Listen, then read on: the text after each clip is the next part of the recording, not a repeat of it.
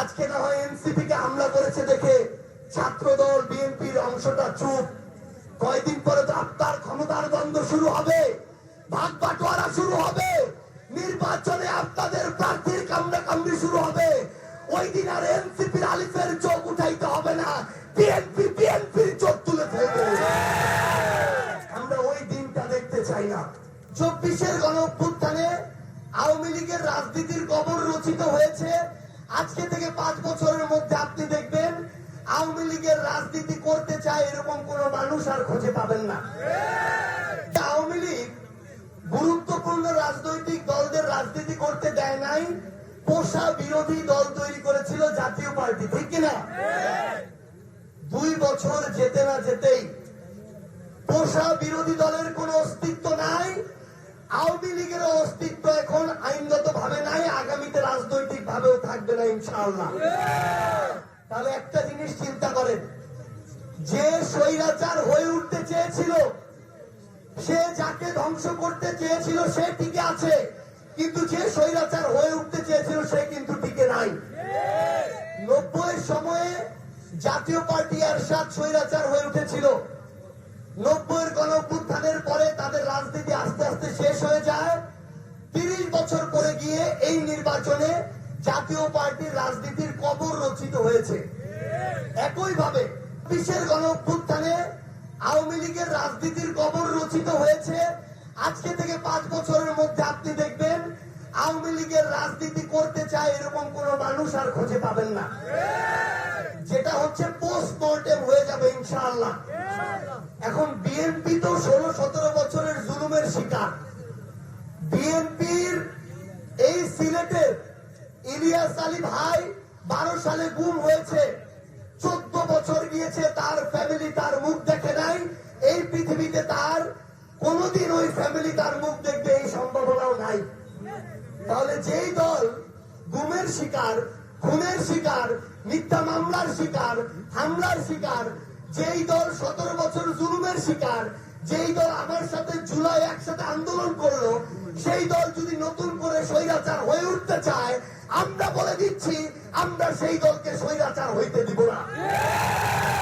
এটার জন্য সেই দলের প্রধানমন্ত্রী হোক, মন্ত্রী হোক, এমপি হোক, যে যেই কাজ করবে যদি সেটা সমালোচনার হয়, যত বড় ক্ষমতাসীন হোক, আমরা তার বিরুদ্ধে সমালোচনা করব ইনশাআল্লাহ।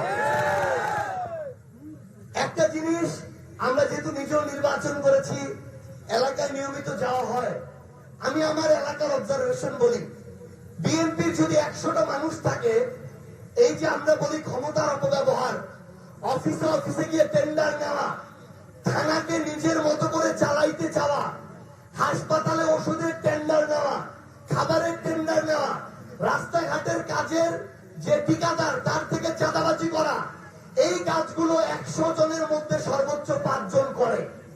এখন আমার বিএনপির বাকি 95 জন ভাইয়ের কাছে প্রশ্ন, ওই 5 জনের জন্য আমার হাসপাতালে আমরা চিকিৎসা পাই না, আমরা শিক্ষা প্রতিষ্ঠানে শিক্ষা পাই না, আমার রাস্তা নষ্ট হয়ে যায়, আমার প্রত্যেকটা জায়গায় লুটপাট হয়, চাঁদাবাজি হয়, আপনি 95 জন কেন ওই 5 জনের কুকর্মের দায় দিবেন? মনে রাখবেন, ভালো করে মনে রাখবেন, একটা সিস্টেম যদি নষ্ট হয়ে যায়, একটা শিক্ষা প্রতিষ্ঠানের মান যদি ধ্বংস হয়ে যায়, আপনি যদি বিএনপিও করেন, আপনার সন্তান যদি ওইখানে পড়ে, আপনার সন্তানের ভবিষ্যৎ ধ্বংস হয়ে যাবে। সরকার তো বিএনপির জন্য আলাদা স্কুল বানায়নি যে ওইটার মান সবচেয়ে ভালো, ওইখানে খালি বিএনপির সন্তানরা পড়বে, এরকম আছে নাকি? তাহলে কেন মাত্র 5-10টা লোককে আপনারা এই লুটপাট করতে দিবেন? আমরা হবিগঞ্জ, মৌলভীবাজার পাশাপাশি 2টা জেলায় গিয়েছি। মৌলভীবাজার জেলার ছাত্র দল আমাদের সাথে এসে দেখা করেছে, শুভেচ্ছা জানিয়েছে, কোন সমস্যা হলে তারা সবসময় থাকবে এটা জানিয়েছে এবং তারা চেষ্টা করেছে। হবিগঞ্জে আমরা কি দেখলাম? হবিগঞ্জে দেখলাম আমাদের উপরে হামলা করা হলো। নাসিরউদ্দিন পাটোয়ারি সমালোচনা করেছে, হয়তো কঠোর ভাষায় করেছে, কিন্তু আপনি এটা তো আশা করতে পারেন না সার্জি সালামের সমালোচনার ভাষা যেটা হবে, নাসিরউদ্দিনের পাটোয়ারির ভাষা তো ওইটা হবে না। ওসমান হাদির সমালোচনার ভাষা যেটা ছিল, ইনকিলাব মঞ্চের বর্তমানে যিনি আছেন দায়িত্বে, জাবের ভাইয়ের তো ভাষা ওইটা না। বেগম খালেদা জিয়ার ভাষা যেটা ছিল, তারেক রহমানের তো ভাষা ওইটা না। প্রত্যেকের ভাষা ভিন্ন, প্রত্যেকের এক্সপ্রেস করার চিন্তাটা ভিন্ন।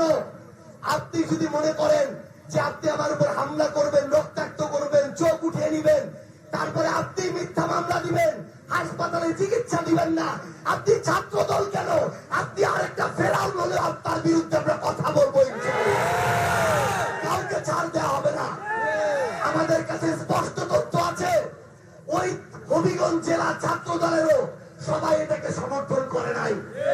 ওইখানকার যে এমপি গৌস, সে এবং তার যারা হুকুমে চলে ছাত্র দলের ওই অংশটা ওই জায়গায় নগ্নভাবে সন্ত্রাসীদের মতো আমাদের উপর হামলা করেছে। এখন একটা জিনিস চিন্তা করেন, আজকে না হয় এনসিপি কে হামলা করেছে দেখে ছাত্র দল বিএনপির অংশটা চুপ, কয়দিন পরে তো আপনার ক্ষমতার দ্বন্দ্ব শুরু হবে, ভাগ বাটোয়ারা শুরু হবে, নির্বাচনে আপনাদের প্রার্থীর কামড়াকামড়ি শুরু হবে।